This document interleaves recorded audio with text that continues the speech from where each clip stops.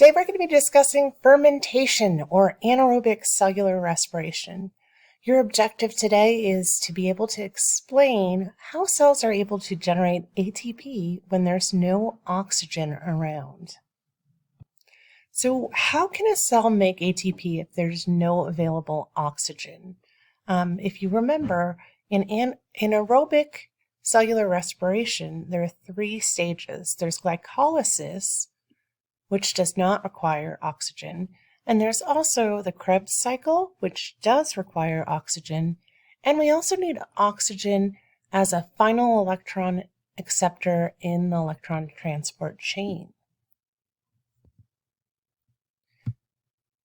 So let's review the terms, a couple of terms here. Aerobic, remember it means in air or in the presence of oxygen. So again, the Krebs cycle and the electron transport chain are both aerobic processes, which means that they need oxygen. Now, anaerobic, notice the prefix "an" on the front, means not in the air. So glycolysis does not require oxygen. Remember, glycolysis is an anaerobic process.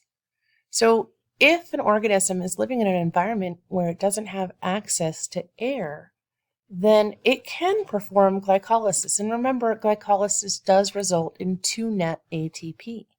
But where do they go from there? Like, how can they make energy?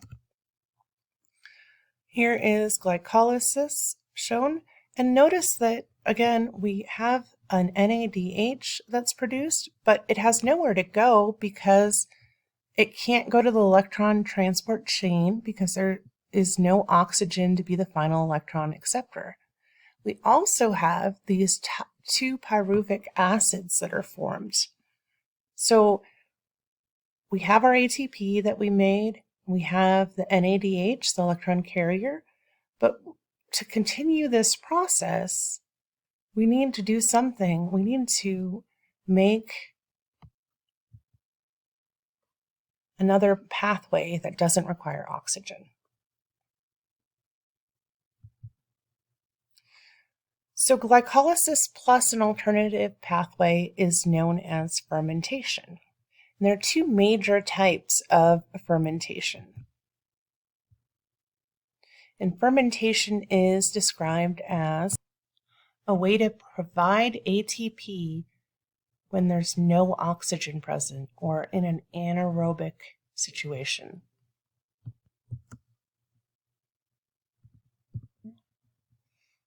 All right, so the first major type that we're going to talk about is alcoholic fermentation. Now, you see the word alcohol and you think, oh, wine and beer. And yes, alcoholic fermentation can be a part of that process. However, also, something that you probably eat every day is a result of this process, bread. The other major type of fermentation is lactic acid fermentation, and you're also probably familiar with the products of this fermentation type in the form of various pickled foods, cheeses, and yogurt. All right, so let's look at alcoholic fermentation first. So this is performed by yeast and other bacteria or microorganisms. And basically, it takes advantage of those pyruvic acids that were created during glycolysis. And the pyruvic acids are basically reduced and carbon dioxide is formed.